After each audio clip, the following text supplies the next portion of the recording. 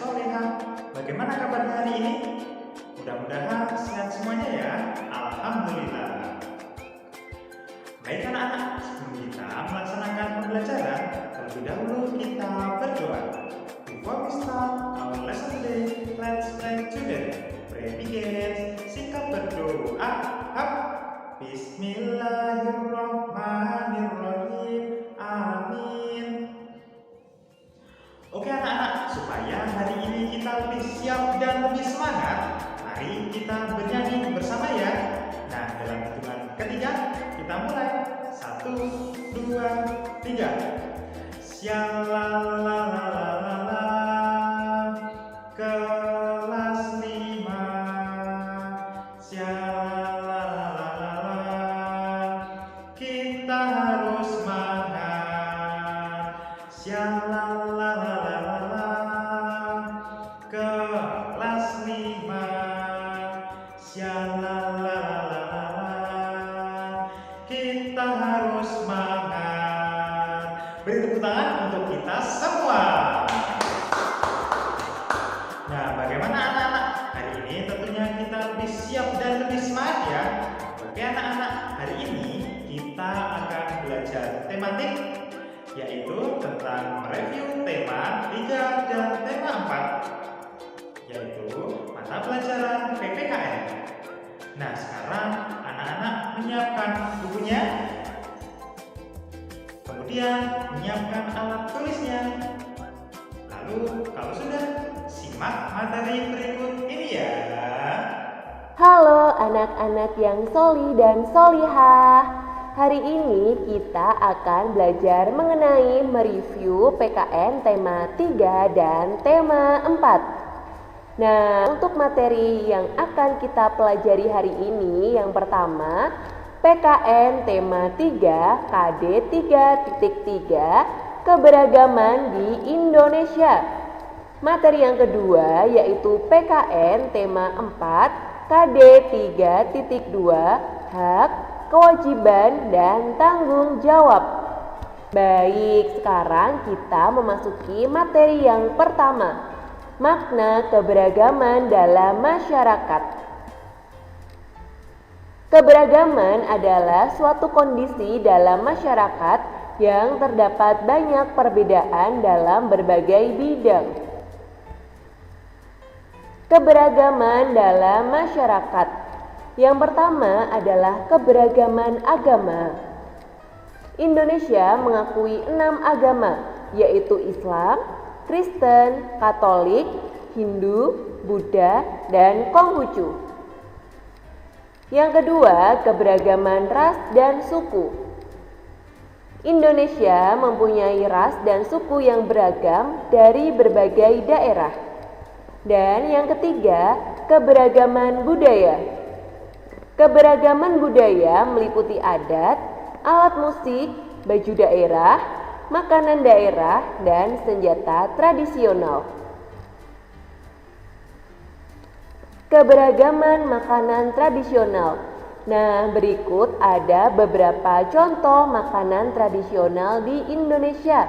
Di antaranya yang pertama ada pempek, makanan khas Provinsi Sumatera Selatan.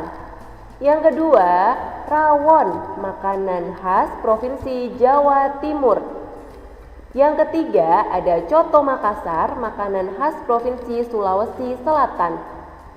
Yang keempat ada lemper pengkang, makanan khas Provinsi Kalimantan Barat. Yang kelima ada papeda, makanan khas Provinsi Papua. Dan yang terakhir ada sei sapi, makanan khas Provinsi Nusa Tenggara Timur. Adat istiadat daerah. Berikut ada beberapa contoh adat istiadat dari berbagai daerah di Indonesia. Yang pertama ada ngaben, adat Bali yaitu upacara pembakaran jenazah. Yang kedua ada selamatan, adat Jawa sebagai rasa syukur. Yang ketiga ada dahau, adat Kalimantan sebagai upacara pemberian nama. Faktor pendukung keberagaman di Indonesia. Yang pertama, letak geografis. Yang kedua, bentuk negara kepulauan. Dan yang ketiga, kondisi alam. Cara mewujudkan semangat keberagaman. Yang pertama, rela berkorban demi tanah air. Yang kedua, menghormati kebudayaan dan cinta tanah air. Yang ketiga, memiliki semangat dan cinta tanah air. Yang keempat, menghargai pendapat orang lain saat berdiskusi. Yang kelima, menjunjung tinggi sikap tenggang rasa terhadap sesama. Nah, kita memasuki materi yang kedua, hak, kewajiban, dan tanggung jawab terhadap lingkungan. Hak terhadap lingkungan salah satunya dengan cara menikmati lingkungan dan udara yang bersih. Yang kedua, memperoleh air bersih, sehat, dan terbebas dari pencemaran lingkungan. Yang ketiga, hidup tenang dan damai. Kewajiban terhadap lingkungan. Yang pertama, menjaga kebersihan, ketertiban, ketenangan lingkungan. Yang kedua, mengikuti kegiatan yang ada di lingkungan, misalnya kerja bakti, gotong royong, dan musyawarah.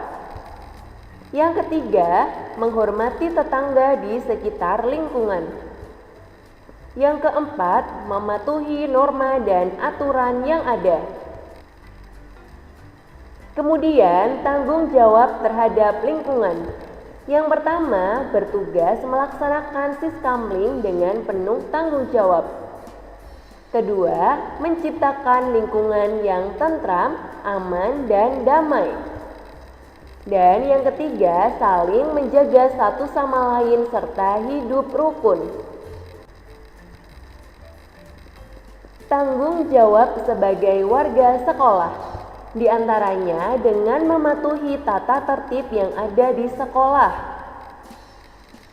Kedua, menghormati seluruh warga sekolah. Ketiga, menjaga kebersihan lingkungan sekolah. Selanjutnya, tanggung jawab sebagai warga masyarakat. Yang pertama, memelihara ketertiban dan keamanan lingkungan bermasyarakat. Yang kedua, menjaga dan memelihara rasa persatuan dan kesatuan masyarakat. Yang ketiga, meningkatkan rasa solidaritas sosial sebagai sesama anggota masyarakat. Dan yang keempat, menghapus bentuk tindakan diskriminasi dalam kehidupan bermasyarakat. Tanggung jawab menjaga proses pengambilan keputusan di masyarakat. Yang pertama, memilih ketua RT atau RW. Kedua, menentukan jadwal kerja bakti dan ronda di lingkungan. Ketiga, menentukan acara HUT RI. Selanjutnya ada tanggung jawab dalam kegiatan gotong royong. Gotong royong adalah bekerja bersama-sama dan bersifat sukarela agar kegiatan menjadi ringan serta lancar. Nah, sekarang perbedaan hak dan kewajiban sebagai warga masyarakat.